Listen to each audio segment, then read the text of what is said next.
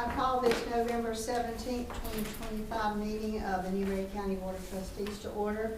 We have a quorum present this evening with all members present.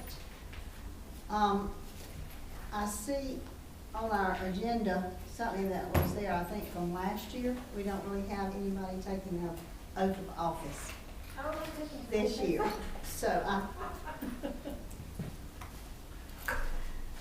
Well, we have folks who renew their wedding vows. Why don't we all just renew them? We will have that amended. okay, so we have that amendment to our agenda, but do we have any other amendments to our agenda? So do I have a motion to approve our agenda without number 2, the board oath of office? So moved. Second. All those in favor? Aye. Okay, do I have a motion to move into executive session for personnel recommendations, hiring and separations, and contractual negotiations pursuant to the appointment of the superintendent? So moved. Second. Okay, we'll be back.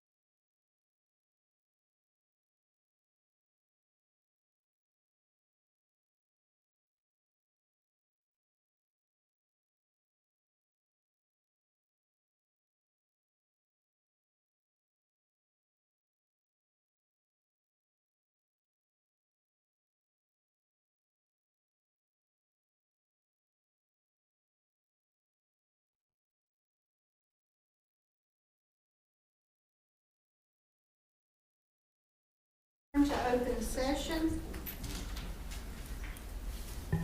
Ms. Berger, would you lead us in our invocation, please? Heavenly Father, I thank you for the opportunity to work in such an exemplary district as Newberry School District. I realize that comes with an honor and decision-making processes that we have to do for the best of our students, our community, and our faculty, Lord. When we discuss things, if there is disagreements that we have, help us not to be disagreeable. For your word says that how good and pleasant it is when we dwell together in unity. I ask that you would be with us as we discuss things that are on our agenda this evening. I also want to thank you specifically for encamping your angels around the student that was almost hit by a car during our bus incidents that happened this week. We know that you are over and above all things that we can think and ask, and we ask you to continue to bless this district, bless the teachers and the faculty that work in this district, our bus drivers, our cafeteria workers, our administrators in the buildings and in this district office. We ask this all in Jesus' name. Amen. Please join me for the Pledge of Allegiance. I pledge Allegiance to the flag of the United States of America and to the republic for which it stands, one nation, under God, indivisible, with liberty and justice for all. We'd like to welcome all of you that are here with us this evening, and we'd also like to welcome our media that is watching us online. Is there any action from executive session? Madam Chair, I have several things. First, I would like to move that we accept the administration's recommendations for hiring.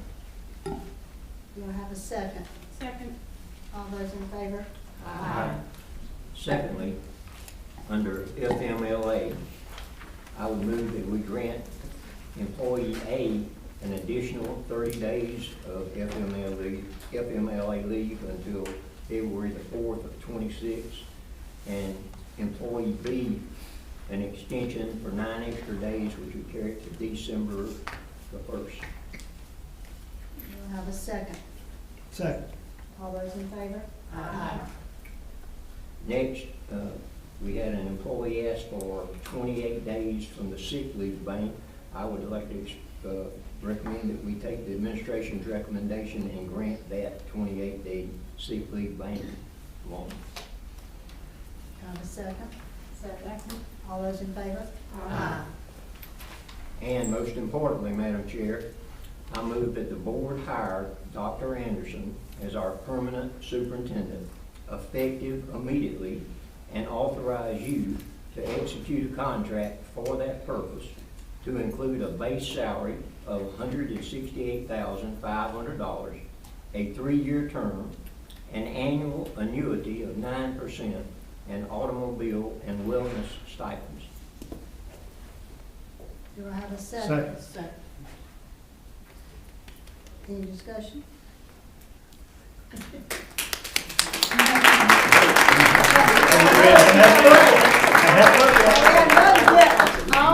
All those in favor? Aye. Now we can clap.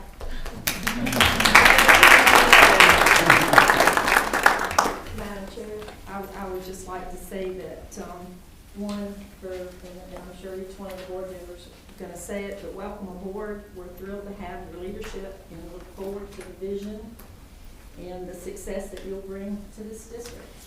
And so, again, welcome. Thank you, Ms. Lake. Appreciate that. And I think we would all echo Ms. Lake's sentiments. Mm-hmm.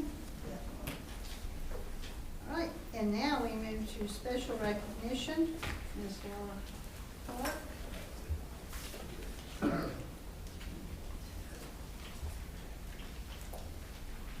Good evening, Madam Chair, members of the board, Dr. Anderson.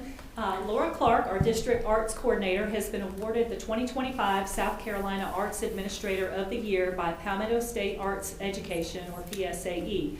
The award is given annually to honor an administrator who has demonstrated a commitment to arts programs, making a difference in the lives of South Carolina school students, upholding the mission of the PSAE to advance learning in and through the arts. Jenny Kabul, Executive Director of the Palmetto State Arts Education, Association praised Clark for her achievements, saying Laura's visionary leadership shines through her deep knowledge, charismatic approach, and unwavering commitment to expanding arts opportunities for all students in her district.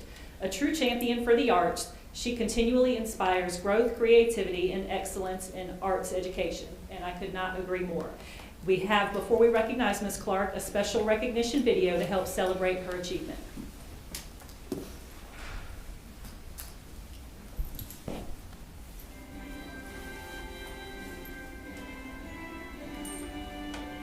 So when I came on board as the arts coordinator, I started building relationships. I quickly learned that there's strong arts both in our community and within our schools. My background is in theater. We implemented a district-wide musical, and this was to bring that collaboration across our schools and to highlight our talented students and our vibrant art programs. We do a district production every year, and fortunately I have been a part of that. My child has been a part of it. I feel like it's giving opportunities to those students who may not be, may not excel in sports or may not excel in the classroom even, but they are excelling when it comes to these performances. I still remember the first day Ms. Clark walked through the door. I was just like, that's her. I didn't say it out loud, but I was just like, that's her. Like, I'm not settling for anyone else. Like, that's her. She was just so prepared. She came with a complete plan, a vision. We are so fortunate and blessed to have both local community partners and state partners. Locally, we have the Newberry Arts Center, Create Nonprofit, the Newberry Opera House, the Ritz Theater. All of these, the city of Newberry, all of these local partners have brought a lot of art experiences and possibilities for our students. And our state agencies like ABC and Arts Grow and Palmetto State Arts Education and the South Carolina Arts Commission, Engaging Creative Minds, the Department of Ed. The state agencies have brought a lot of great opportunities that have allowed us to bring arts and residencies to all our schools, arts integration experience, and content-specific art professional development for our educators. Ms. Clark was very instrumental in bringing the Arts Now program to Reuben Elementary, and we have thoroughly enjoyed the professional development. An example I can give you, we have recently had music and dance professional development, and I can see that when I go in classrooms where they're incorporating that into like a 5th grade math lesson where they're doing math problems with rhythm and incorporating the movement of dance, and students are learning from that. The School District of Newberry County believes that the arts are more than just a program. They're more than just a class. They believe in the transformative power of the arts for all students. So we continue to find innovative ways to provide arts experiences for our students. This year we added unified arts across our schools and across our district. So we will continue this arts journey. I would like to thank the Palmetto State Arts Education for this award. In Newberry, we believe in one district, one team, one mission, and so I am humbled and honored to receive this award, but I proudly share it with our incredible arts team and our students and our educators and our district leaders and our superintendent and our board members and our community. Everyone has been instrumental in helping Newberry on this arts journey, and we're very grateful. Well, we are very grateful for Ms. Clark, and if she would come forward to be recognized.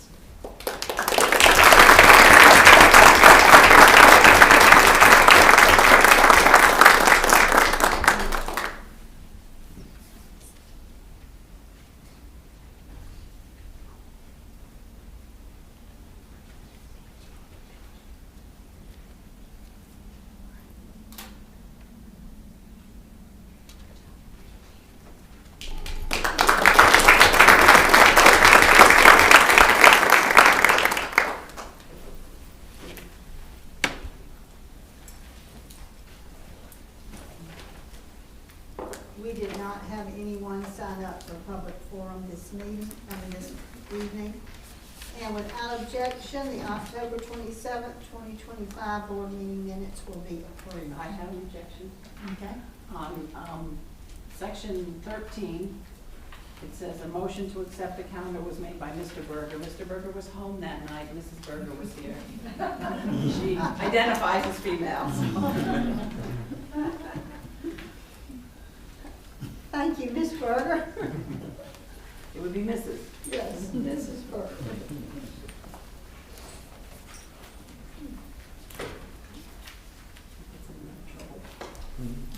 Ms. Wright? There's no legislative update at this time.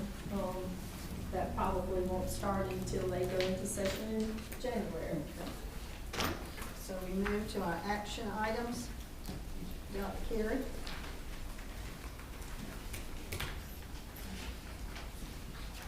Madam Chair, if you don't mind, before she shares, I want to address and present to you all how I would really like for us to move forward in establishing and drafting our calendar, district calendars. So if you don't mind, Mr. Ware, and this is Dr. Anderson, okay? So moving forward, I really want to follow these steps with our district calendar selection process. And it's very, very important that we set this as a standard. I don't want us to go back and forth as to how we do it. The expectations, should be pretty consistent for us.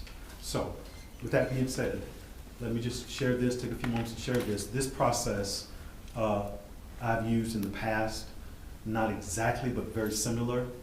And it's a 5 to 6 week process, okay? 5 to 6 week process. It involves a calendar committee. It will also include stakeholder feedback. Obviously, we have state guidelines that we have to follow and adhere to in the development of our calendar, district calendar. And if we follow this process, we will have the option to actually present a calendar for the next year or 2 calendars. Okay, that's totally up to us.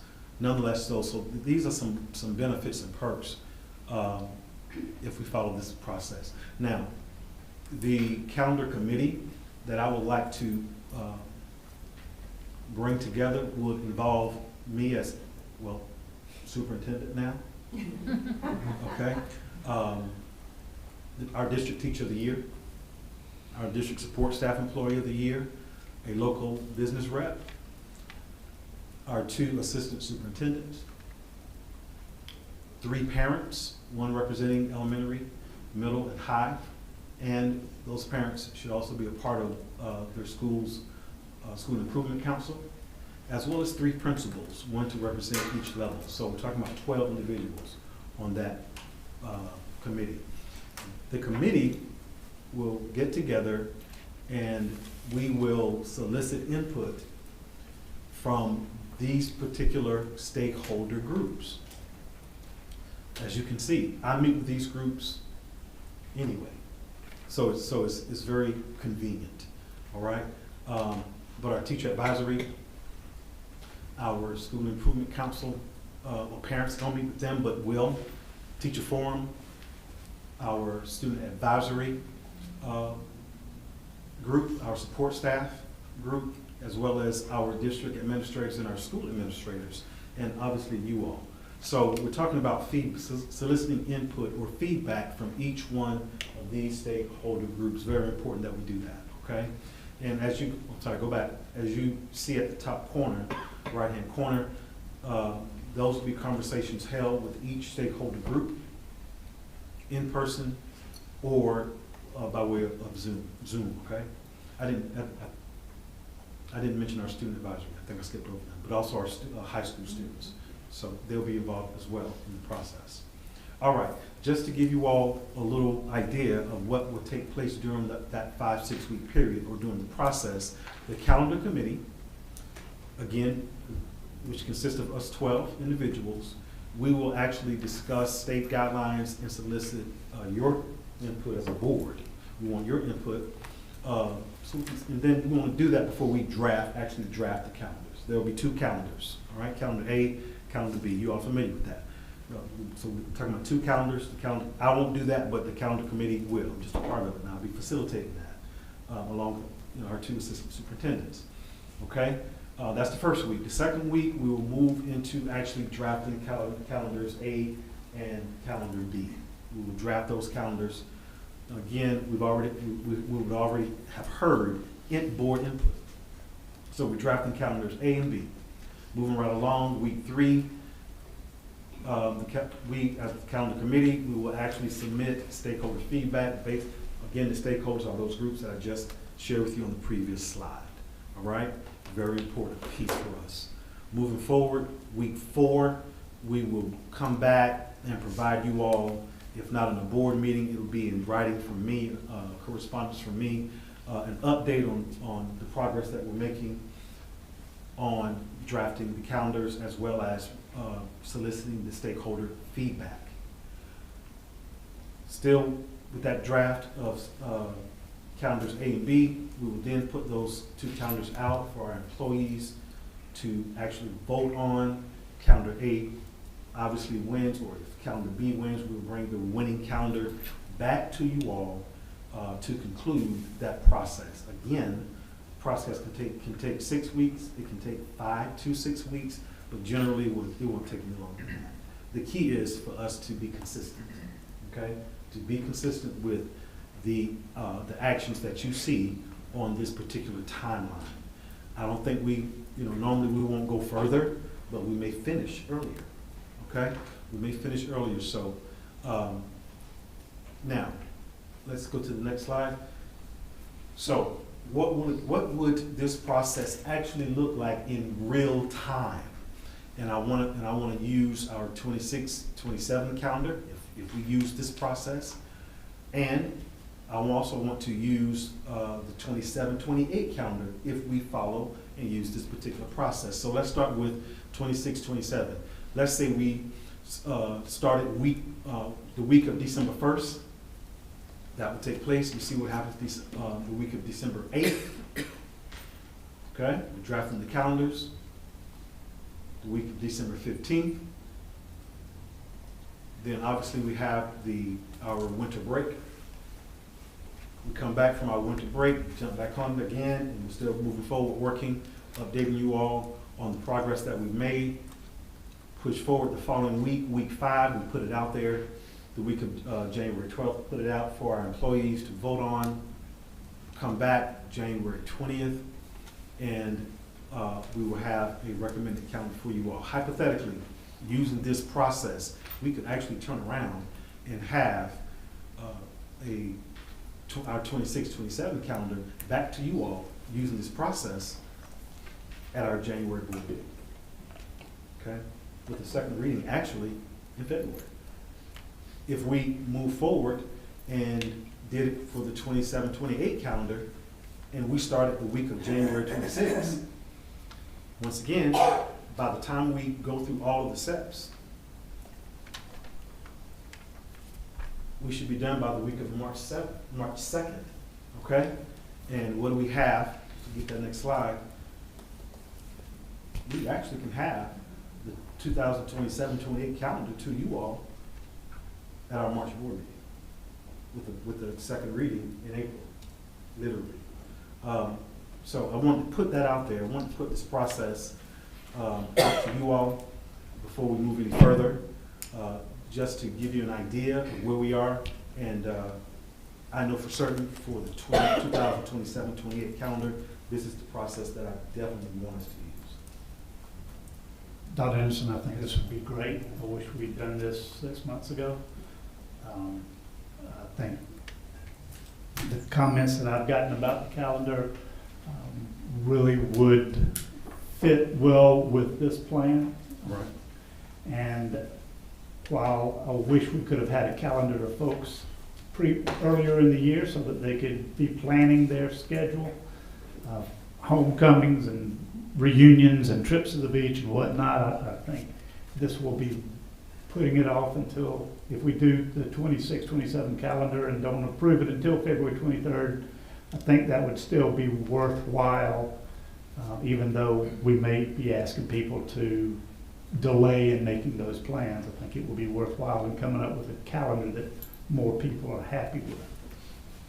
And I do think what you're proposing right here is an answer to what I consider a debacle at the last school board meeting, because we didn't talk about this at all. And just about every person, when I got out of my truck, I had 6 texts, and they said, thanks for standing up for us, you're the only person who voted against it. But nobody felt like they had any input, and nobody wanted to change. They liked the calendar they were doing. And so when people don't feel like they're a part of it, they can't support it. And we want our teachers to be retained, and we want to keep them, and we want to make them as happy as we can. I said last week, and I still stand by, this calendar does not consider children or instruction. And so we don't have to reinvent the wheel. There are a number of districts that have great school calendars, and we can go look at them easy. I got one in Spartanburg County, going to start on August the 6th, and they're going to end on Friday, May the 28th. We've got them all around us. Greenville County is always there. So I like what you're proposing. I'd like to I think the extra time won't matter. I think we've got plenty of time to do it.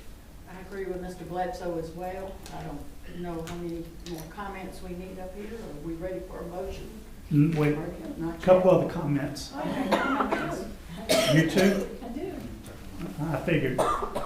Go ahead. Well, hey, last month, when just to counter Mr. Bledsoe's point about we didn't vote on a calendar, we voted to have a first reading. The input that came back afterward is the input that we were looking for, which could have happened before. It could have happened, the calendar was out, I mean, the agenda is out the Thursday, I think, before a meeting. If there were questions or comments or any kind of feedback that we needed, it would have been great to have it before the first calendar. Because there was no comments about it, I voted to end the discussion of the thing, not to vote, that was not a vote for the calendar. So that I want to make clear, and I think that was not so clear based on a lot of feedback that we got that seemed to indicate that people were under the impression that the board made this calendar. And I want to just clarify that the board did not make a calendar. We had a first reading of a calendar that was presented. So I love this idea. I think it takes into account everybody's opinion on it and brings us all back on the same page, which is what I think we need to be doing right now. Would we be able to get subsequent years, get a second reading in February, do you think, using this process moving forward? Absolutely. We could use that same schedule. Mm-hmm. Right.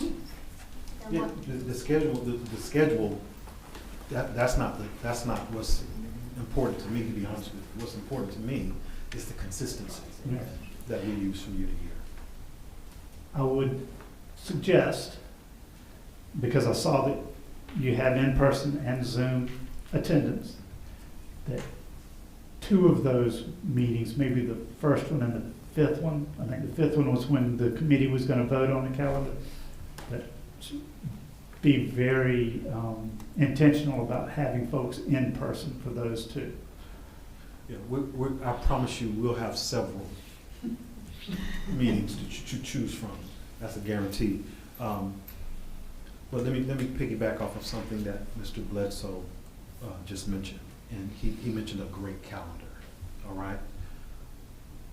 What makes a great calendar is the stakeholder feedback. That's what makes a great calendar. Okay. Doesn't matter what it looks like, as long as a district, all voices are heard. That's really what makes a great calendar. Now the reality is this. The reality is everybody's not going to be for. It doesn't matter what calendar it's going to be. Everybody's right. Everybody's not going to be all in. That's okay. That's okay, right? But we need to move forward. We really do. We need to move forward with this calendar. I'm just going to be honest with you. This is day 94 for me here, and I promise you, I got this calendar on day 1. We need to move forward. Okay, the calendar should not No calendar should fall in the lap of one person. That's not fair to that person or our district or organization. That shouldn't happen, but this process dissolves all of that. Okay? Yeah, we used to do a calendar committee Okay. years ago, Gotcha. and I don't know how we got away from it. COVID, everything COVID. My bad. No, actually, Mr. Bennett stopped the calendar committee. He was the one who requested that we stop that, and he asked Dr. Downs to take it over. Not COVID. So I got a question. Are we going to redo the 26, 27 calendar? Is that what we're saying? Yes. Okay, It's a because- new process. Okay, so because I really think we need to, I've never worked at a district where the teachers, the students, the parents were not involved in it.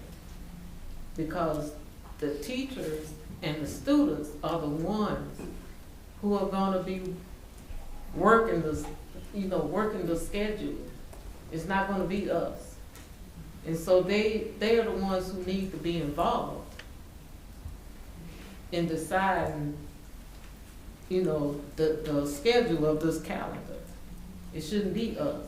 It shouldn't be one person, even though Dr. Carey does an awesome job. She does an awesome job. I'm not gonna say she's not. But it shouldn't be decided on one person here and then the 7 of us. Thank you for saying that, Ms. Shannon, and I could not agree more. Our teacher feedback is of utmost importance. Right. And the best calendars we've had are when they have had a vote and a say in that. Right, Thank you. So, go ahead. Are we saying that we're gonna redo this and go with the calendar Make a that motion. She's Dr. fixing to make a Anderson? motion. Yes, ma'am. Okay, thank I you. tried to do it about 20 minutes ago, but that's all right. We gotta speak our minds, don't we all? Okay, let's do No, this. I would like to make a motion that we use the procedures and committees that Dr. Anderson has recommended to us tonight to set the calendar for the next 2 years. I'd like to do it for the next 10, but 2 is enough. I second. Hold up. So what you're saying though is, you're saying following the slide that we have right now? Yes. Okay. Yes, Okay, so we're gonna do, we'll do 26, 27 first, and then we'll continue the process to establish 27. Got it? There you go. All right, just wanna be clear. Second. I got a motion and a second. I think, any more discussion? All right, all those in favor? Aye. Okay. Thank Now, you. Just keep in mind, all right, I wanna be clear on this. We're soliciting stakeholder feedback. We're listening.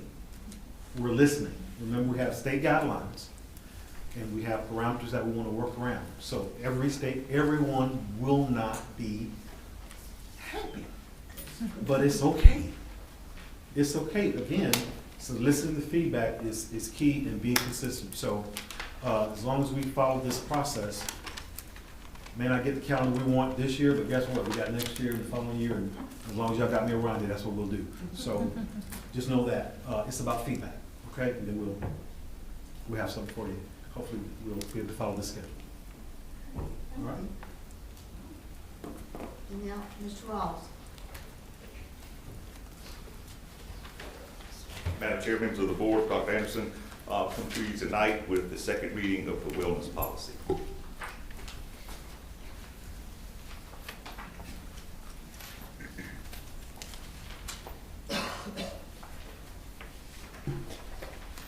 Move to set for second reading, Madam Chair. Do we have a second? Second. Any discussion? Mr. Rawls, last month I asked about the communities that care survey being included. You said you'd run it up the poll. Well, we're going to continue to look into that. We didn't get any feedback from the State Department on what that would look like. And seeing that this document is approved by them, before I made a recommendation to change it to you guys, I wanted to get some more feedback from the State Department. I don't think that it wouldn't be a problem, but We have schools in the district who get for attendance awards, Sonic, or different local food vendors that give them tickets and stuff. Does that fall under here, or is this just what we might supply them? It's our school, yes, what we would supply. Okay.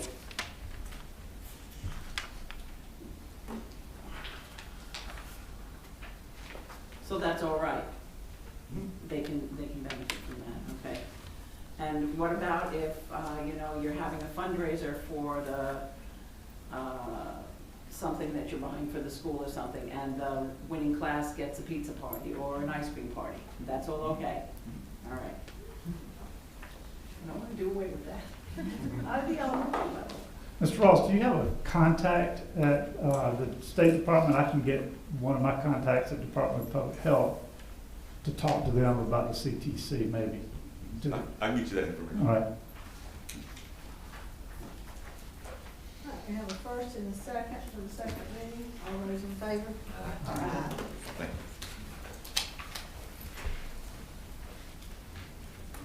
you. Mr. Coleman?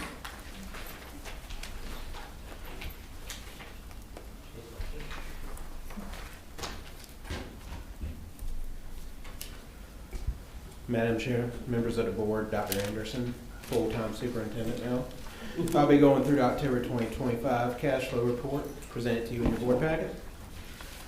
So we start the month of October with $15.5 million, and after deposits of $5.4 million against claims of $7 million, we ended the month with $13.9 million. As you see, on October 10th, we actually got our first month of the school tax credit. That comes in 10 equal payments, so we'll get that for the rest of the year. And going forward, I think this is about as low as you'll see our money sitting with the treasurer, because we'll start seeing some tax collections come in November.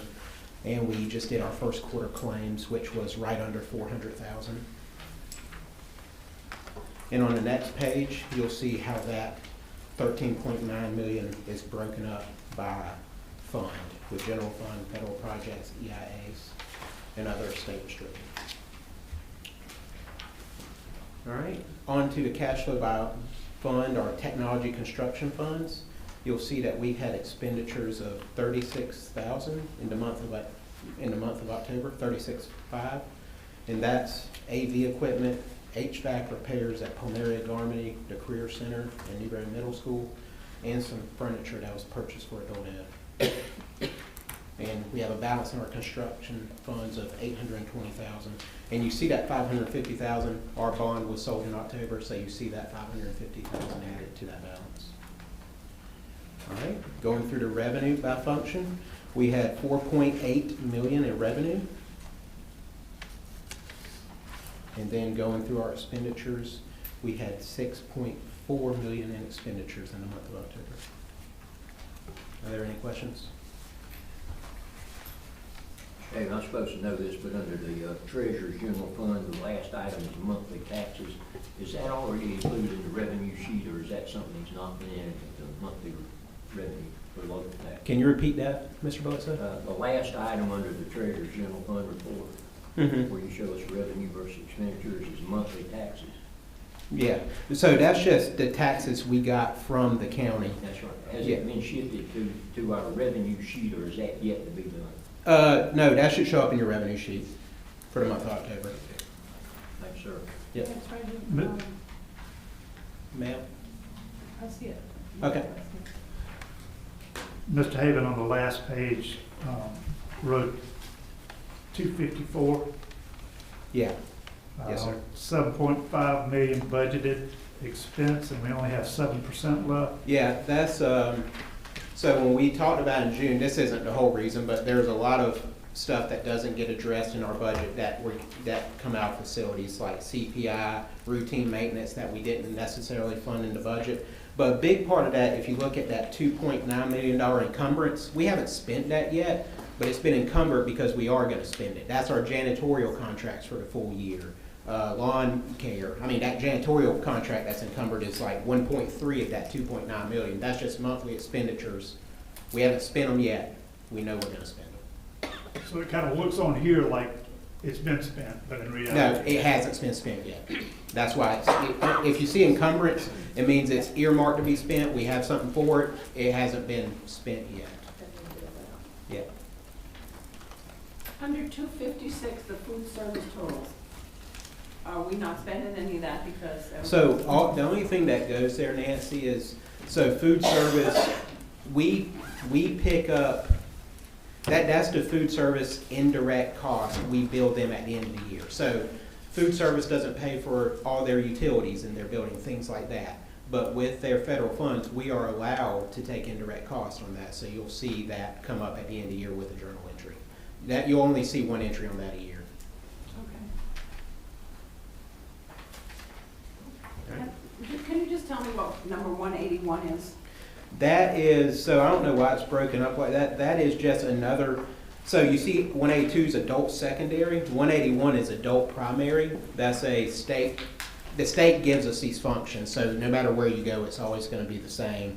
And that, you'd have to get a education person to tell you the difference between adult primary and adult secondary. I think primary is, so they've never received any formal schooling whatsoever. Those are those types of classes they would get. So I think that would be a lot of migrant types of classes, okay. I think.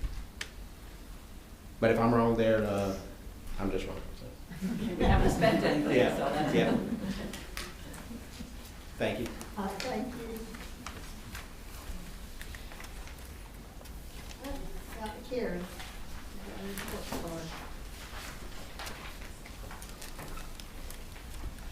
Madam Chair, members of the board, Dr. Anderson, here tonight to go over the presentation in your packet that reviews our 2025 state report card ratings. So we'll go to the next slide. Here you can see an overview of our 14 campuses and how each were rated. Whitmire is broken up into elementary, middle, and high. So if you're saying 14, wait, we don't have that many, that's because they're categorized by level. But you can see the top part of the slide, the schools that improved from 2024 to 2025. We had Mid-Carolina High, Newberry Middle, Mary Garmany, Whitmire High School, and Whitmire Middle School. And then you will see a list of 18 metrics that are at 3-year highs. And I can read all of those to you. I guess I will. Percent on-time graduation, percent of multilingual learners achieving proficiency, percent met or above on SC Ready ELA. Also, SC Ready ELA 4th grade, 5th grade, and 7th grade. All of those we are at 3-year high for percent meeting or exceeding on SC Ready. The percent not met on SC Ready, which is the inverse. We want to be at a 3-year low for that, and we are. Percent met on SC Ready Math, as well as SC Ready Math in 4th grade, percent met and exceeds. And then, of course, the inverse. If you have more exceeding and meeting, you're going to have fewer not meeting the standard, which is what you want. Also, on the high school side, you can see percent of scoring a C or higher on the English 2 EOC, percent passing Algebra 1 EOC, percent C or higher on Algebra 1 EOC, percent passing Biology 1 EOC, percent C or higher on Biology 1, and U.S. History EOCs. We also are at a 3-year high for our percent of college and career ready students, which to me is one of the most important metrics we have, as well as the percent of just career ready. Some highlights and strengths that I would like to point out. Our 3 most improved schools are Whitmire Community, the middle school. They went up by 11 points, which is amazing. Newberry Middle School went up 6 points, and Mid-Carolina High went up 6 points. Reuben Elementary, you don't see a lot of accolades for them as far as the points, but I want to point out that they exceeded statewide performance in all reporting metrics. And things were a little different with our value added and what counted for ELA this year, and that did hurt not just our elementary schools, but all elementary schools across the state. So I don't want you to think that there's a decline there, but I wanted to specifically point out Reuben because they are topping out every metric. The district also outperformed the state in the following indicators: grad rate, which is almost at 90%. And just want to include that even includes our students with significant disabilities who don't earn a diploma, which is astounding. College and career readiness is at almost 85%. Academic achievement in Algebra 1, preparing for success metric, that was our 4th grade science, that exceeded the state. And then our student progress We did a better job than the state in our bottom 20% of our students getting that growth. So that is something to celebrate. Areas for improvement. We continue to work and to study areas ways to improve our 6th grade ELA and math. 6th grade is a year that is a transition for all of our students, and so that is an area we need to focus on and look at what we can do to increase performance there. But we did have performance decline from 2024 in ELA, and that has gone down since 2023. Now we trail the state by 9.7% in ELA at 6th grade level and 4.3 in math.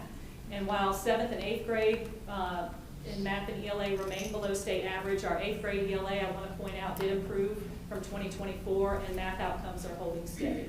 And our hope too is that as we get more and more of our students coming from elementary with that science of reading, mode of instruction, and also our open court reading, which is one of our high quality instructional materials, that we're going to continue to see those improvements because we have seen them in elementary, and those students are coming up to the middle and high school. English 2 EOC, we have been showing a decline in district performance there with our passing rate decreasing in 2022 from 83% down to 77% in 25. And the gap between the district and state has widened in that area. So that's an area of concern for us as well, that we are working with our leads and our principals to fine tune and see where we need to make some adjustments. And we need to provide some more focused instructional and support strategies in our secondary ELA for sure. And then the last one, our student progress metric. Our lowest achieving 20% of students continue to grow at a rate above the state average. However, our overall ELA progress did dip slightly. Unlike math, where growth was measured using both targets and then the value-added method, which is how much did a student grow in each teacher's classroom for that year. The new ELA standards were measured this year, and so it was only done using the value-added method, so we didn't have the targets. So that meant that basically all of the ELA scores in SC Ready relied on growth, not just meeting the target.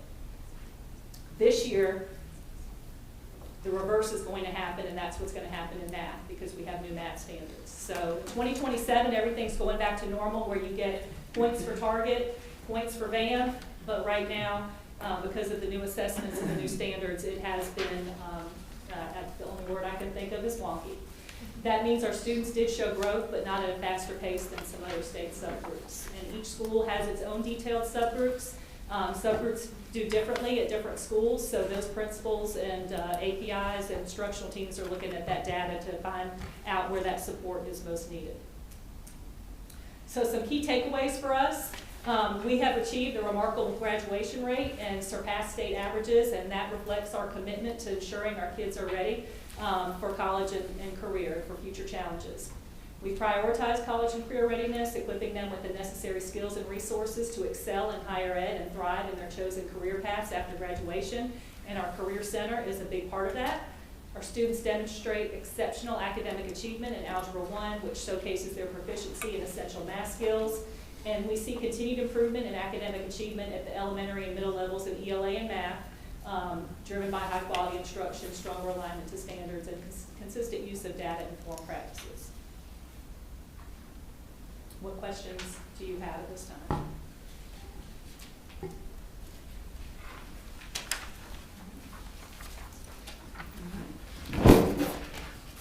Thank you. Thank you. Mr. Ross? Madam Chair, members of the board, Dr. Anderson, we'll start tonight with a work order report. We're reporting 31 new work orders for the month of October. We completed 453 work orders. On the average age of those work orders are 22 days. Currently, we are at, on the 10th, we stood at 114 open work orders with an average age of 28 days. So we're able to keep up with the work orders pretty good. I wish we could get some of our equipment to work with us. We're still plagued with downed units and unavailable parts. So, moving on, we got the ATS report card for the month of October. Holding with C's, We've got a couple problem areas that we're working through. Did want to update you that the Bud Group has got the vast majority of their equipment in the district now. We're warehousing it over behind Newberry L, and we're going to deploy that starting this weekend. And so the Bud Group will be transitioning rather into our school district the week of Thanksgiving, and that following weekend to be ready to go on December the 1st. So we'll get one more of these? One more of those for the month of November. Yes, sir. I know we had some real challenges in the last few days with this group. Of course, I was expecting that when I actually texted Dr. Anderson, told him I would support holding off any final payments we had on, because it's hard to do transitioning from hiring some employees to carry on and letting some go. Those others just quit when it happens. So I understand that situation. I don't understand how they can leave the equipment being broken as long as they let it. Yes. I support anything you gotta do to see if we can. Yes, sir. That's what I'm saying. Yes, sir. All right, thank you. Thank you. Mr. Earl?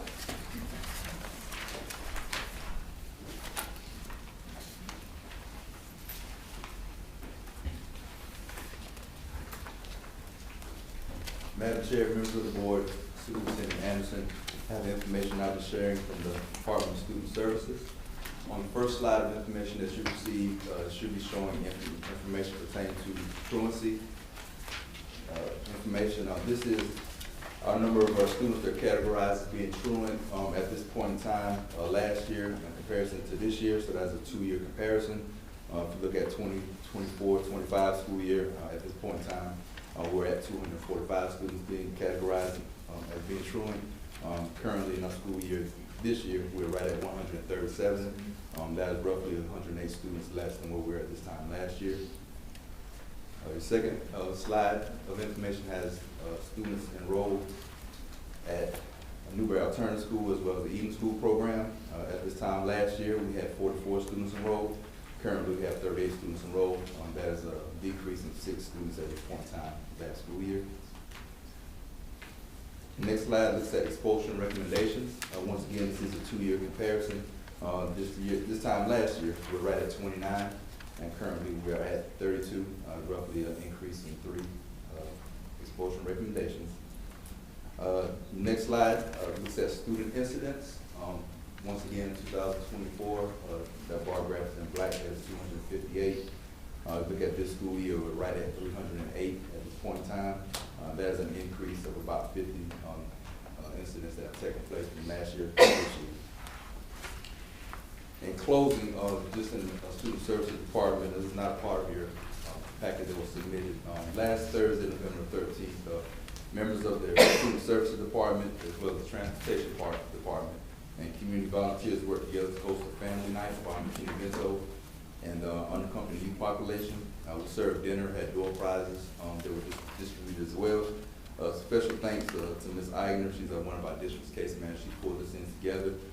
She spearheaded the event. And we also want to thank Nurse Minnick as well as Ms. Kara, hope I say her last name right, Kumalander, with Healthy Learners. She presented tips. Her and Nurse Minnick presented tips to the families and tried to be healthy during the season, as well as provide them resources with Healthy Learners. One of our families actually signed up and participated with that. So we're pleased with the fact that they were able to bring information to our families and our students with regards to that. This concludes the Student Services Department report, and I'll field any questions that you may have at this time. In the evening school, which is primarily for our primary grades, right? Yeah, elementary students. How many students do you have in there right now? Currently, we don't have any. Okay. And I know we'd like to see numbers go down with the student incidents. I know we went from 258 to 308, but at the same time, I think students need to know that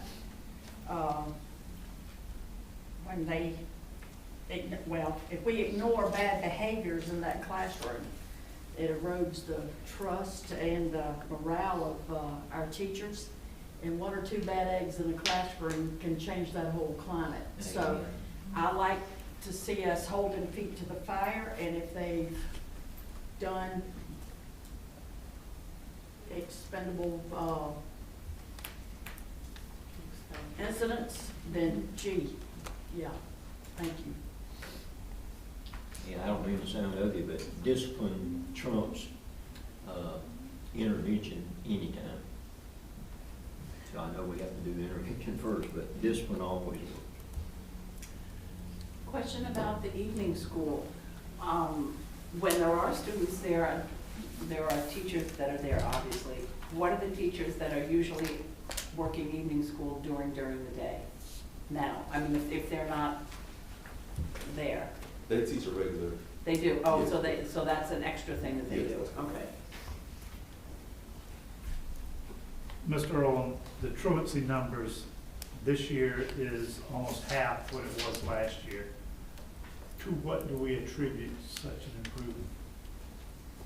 We're doing a different model for our case managers this year, going out to the schools, designated days of the week. They're assigned to a school, and they work with the attendance team at each one of those schools in terms of calling parents, pulling students in, meeting with them. Also, I think that the schools are doing a good job of just paying more attention to the attendance. And when I say that, I think when you make something important, just talking about it, bringing it up, school board meetings, reporting it, I think there's been a heightened awareness in terms of that. So there's been a combination of things that's been taking place.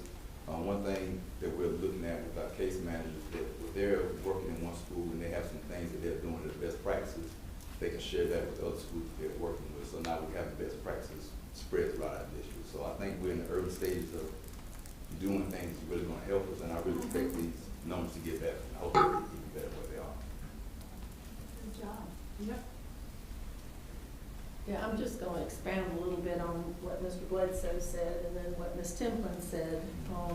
Ms. Berger and I were at the State Department of Education last Thursday, and they talked about the school climate types of things with teachers, and they were talking about, of course, teachers, like the fact that salaries are going up, but they say that the number one problem really isn't salary.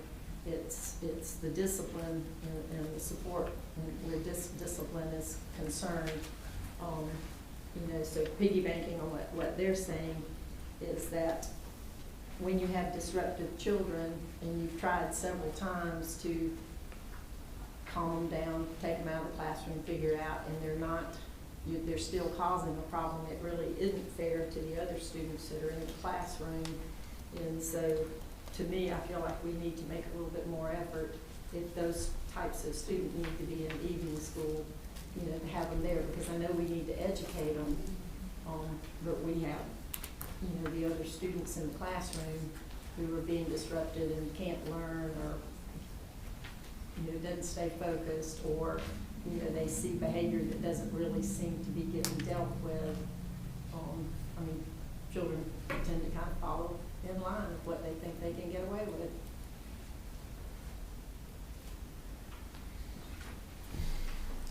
Any other questions? Thank you. Dr. Anderson? All right, thank you so much. I'm going to actually, I want to start with the Whitmire Tennis Courts update, and then I'll proceed.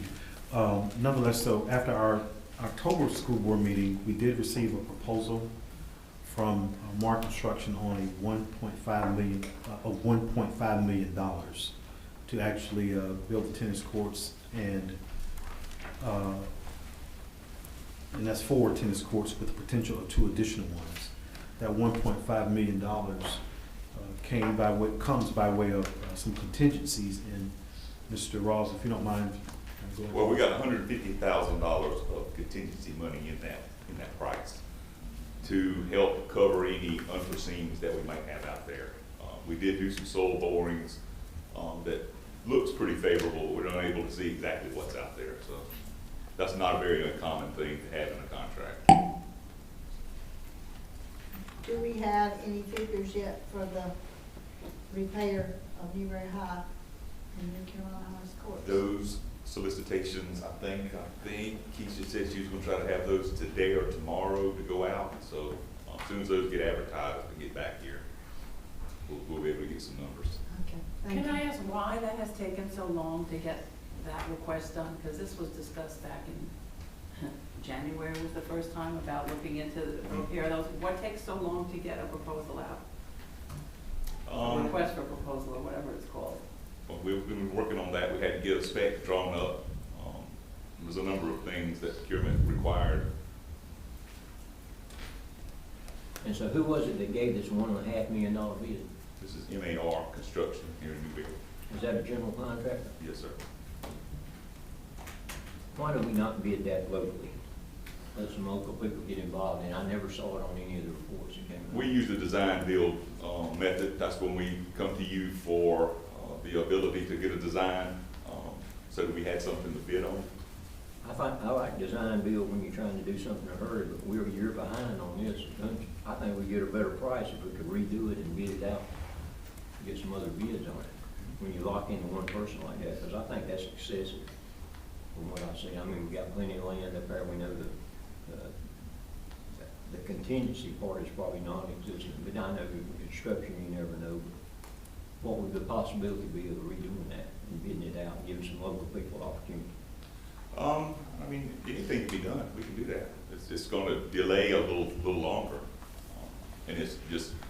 I'll have to have some conversation with them about their design. Well, we spent $45,000 for a design, didn't we? That ought to be pretty easy for any contractor to read. And there's a lot involved. I mean, when you consider the grading and the fencing and probably lighting and electrical and there's a lot of things like that. There's a lot of, to me, moving parts, and a local contractor could, I believe, save some money on. Now, MAR is local. Yeah, I understand. Okay. And MAR also built the tennis courts at Mid Carolina High School. That was another reason that we kind of zeroed in on them. That was a very successful project. Did we not have a contract with them to maintain it? No, ma'am. There are no district contracts on athletic field maintenance other than cutting the grass. Well, is that something that can be done from now on? It can, if we're going to be able to fund that. Yes, ma'am.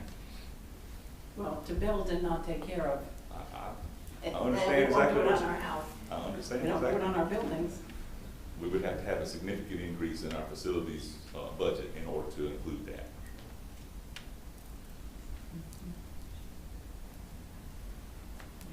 All right. Thank you. Thank you. So moving forward, I do want to announce that this is American Education Week, this week that we're currently in. Also, as far as our Thanksgiving holidays, that's approaching. Our students will be out November 24th through the 28th. Our instructional staff will be out November 25th through the 28th. And district administrators and principals, looks like our 240-day employees will be out November 26th through the 25th. So I just wanted to make those announcements as well, okay? Moving forward as well, I do want to acknowledge Miss Alicia Rutherford. She's a teacher that we have. Is she here? She's not here. Ms. Rutherford was actually recognized. She's a teacher at Gallman Elementary. Dr. Adams here, isn't he? Okay. But Ms. Rutherford was actually recognized by WLTX as the Teacher of the Week. So congratulations to Ms. Rutherford. What grade does she teach, Dr. Abney? She's an early literacy interventionist. Early literacy intervention. All right. So congratulations to her. Whenever you see her, whenever you have the opportunity to, just let her know that we're proud of her and for that recognition. Okay. Last but not least, I want to call to the podium our principal, first-year principal actually, is doing a great job, at Mid Carolina Middle School, Miss Beverly Wood. She's going to take it from here as we recognize and spotlight Mid Carolina Middle School. Ms. Woods.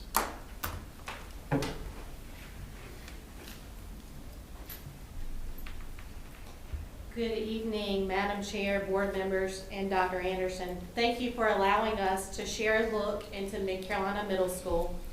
Our students and staff work hard to make our school a place where learning, growth, and community thrive.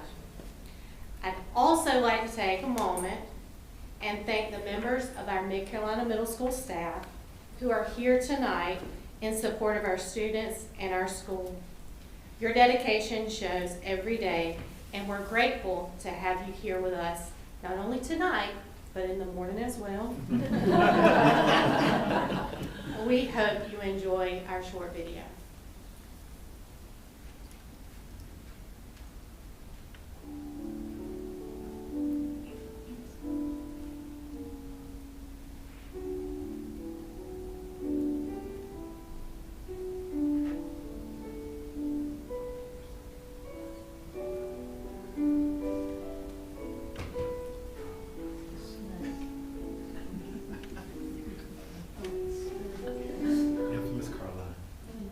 Welcome to Mid-Carolina Middle School, home to just over 550 scholars who walk through our doors each day with their own stories, dreams, and potential. As a designated national school to watch, we pride ourselves on being a place where academic excellence, developmental responsiveness, social equity, and strong organizational systems come together to serve the whole child. Here, we believe in creating a school community where students feel connected, challenged, and supported, and where the work is grounded in meaningful relationships. Today, we invite you to see what makes Mid-Carolina Middle School a school to watch. Academic excellence is intentional. Our instruction is grounded in the South Carolina College and Career Ready state standards, ensuring every lesson supports the profile of a South Carolina graduate, building world-class knowledge, world-class skills, and life and career characteristics. Students have access to advanced learning opportunities, including geometry, English 1 honors, and fundamentals of computing for high school credit. We also offer Project Lead the Way courses, design and modeling, medical detectives, and automation and robotics, where students engage in engineering, biomedical science, and hands-on STEM problem solving. Our teachers collaborate weekly, analyze student data, and design lessons that are rigorous, relevant, and standards-driven. On the state report card, more than 61% of our students met ELA expectations, and 41.5% met math expectations, outperforming district averages in ELA and aligning closely with state performance. Students also perform well in science, where 50% met or exceeded expectations, again exceeding district performance. To support growth, students benefit from Ready Time, targeted enrichment, Catch-Up Cafe, and other after-school tutoring, and research-based programs like Read 180. Students also enjoy increased access to high school credit courses, with 39.1% of 7th and 8th graders enrolling in credit-bearing classes, more than double the previous years. These systems combine to give students a strong academic foundation needed for high school and beyond. Middle school is a pivotal time, and NCMS is designed to respond to the developmental needs of early adolescents. Every week, students participate in Revolution, where they engage in lessons from the 7 Mindsets curriculum to support social and emotional learning, healthy choices, and strong relationships. Our counselors loop with students across all 3 years, which builds trust and consistency, reflecting why more than 82% of students report feeling satisfied with their school environment on the state report card. Transitions matter, so we provide transition night, rally in the Rebel House, and grade level orientation experiences to help rising students enter middle school confidently. We build belonging through monthly club days, Rebel ambassadors, student advisory, mentoring groups, and a strong variety of athletics, arts, and extracurricular opportunities. Students also explore future pathways early through job shadowing, lunch and learns, and exposure to CTE programs at the Newberry County Career Center. These experiences reinforce our commitment to the whole child, academically, emotionally, and socially. MCMS is a school to watch because our systems are strong, intentional, and designed for student success. Grade level teams meet weekly to examine student data, monitor academic progress, and adjust instruction. Student support teams, including counselors and SPED teachers, loop with students to maintain continuity across 3 years. Our communication systems ensure families stay informed through weekly newsletters, Sunday updates, Schoology, text, and regular teacher communication.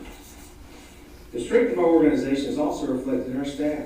More than 65% of our teachers hold advanced degrees, and many serve as district professional development leaders, content trainers, and mentors for new educators. Their leadership helps strengthen schools across the district, not just MCMS. We support instruction through one-on-one devices, updated interactive displays, and fully implemented learning management systems. Partnerships with Newberry College, Piedmont Tech, and community organizations expand learning beyond the classroom.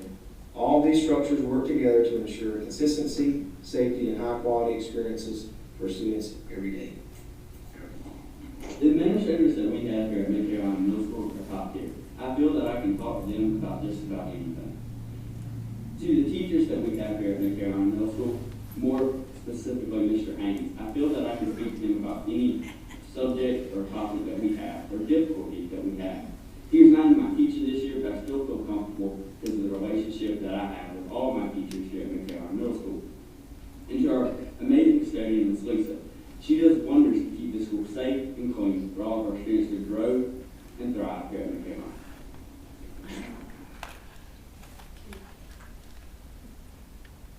At MCMS, equity is something we practice every day. Students are intentionally placed in balanced, diverse teams and classrooms to ensure all learners have access to strong teaching and high expectations.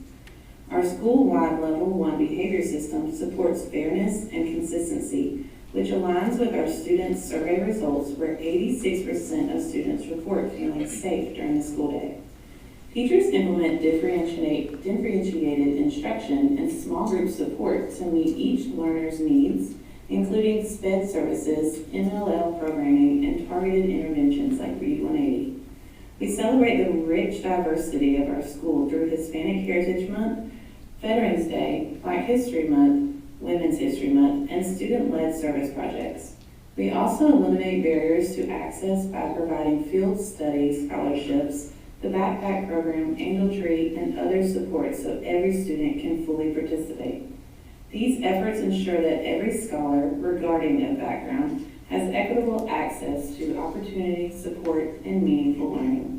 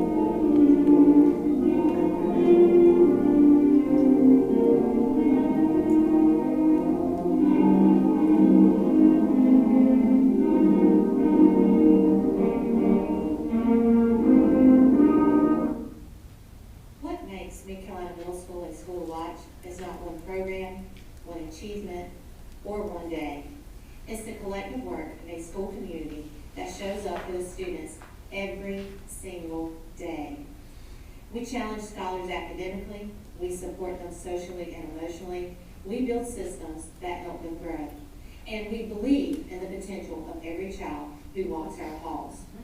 Thank you for spending this time with us today. This is Mid Carolina Middle School, where every student matters and every day is an opportunity for growth.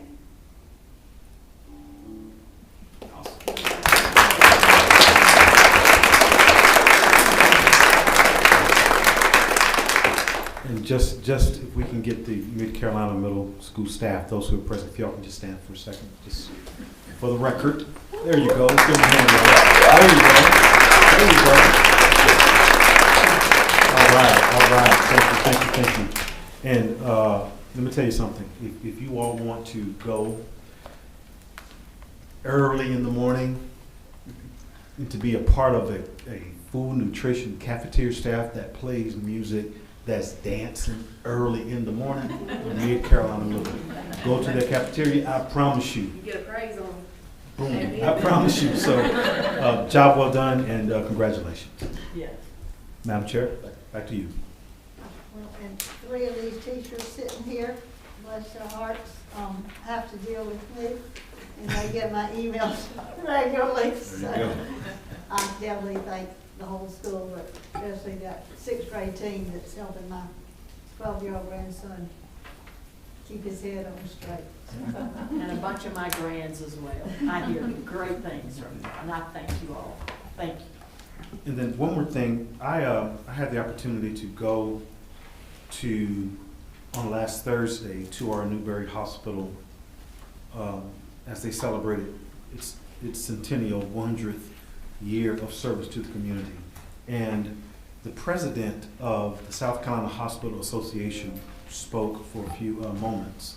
Had great speakers last Thursday, for those who were there. And his name was Thornton Kirby. And great, again, everyone spoke, did a wonderful job, very encouraging. But he said something that was very, very profound to me. And as much as, I love my job and I love what I do, he said something that really resonated as to why I've enjoyed my first 94 days here, okay? Here's what he said, very simple. He said that Newberry County is a growth community. And then he said, very simple, we are moving forward. We're a growth community, and we're moving forward. Whether we want to or not, we're going to grow, which demands that we continue to move forward. That's what I've experienced the first 94 days. My wife and my children are my witnesses of that, because that's all I talk about. My only ask is that when we get to year 3, 4, 5, 6, and 7, make sure I'm still talking about how much our district is growing and how much our district is moving forward. This is a special school district, okay? I'm going to call some names out because success is not accidental. Success is very intentional. I'm going to call some names out because had it not been for these particular leaders working and bringing everybody together and working on one accord, we wouldn't be where we are right now. So you may agree, you may disagree, but I know leadership, okay? And I know that success is not accidental, it's intentional. I'm gonna call some names out. Some of you may recognize these names, some of you may not. I'm going back, and then I'm gonna come up, okay? Vance Johnson. Anybody familiar with that name? Yes. Uh-huh. Sorry. Uh-huh.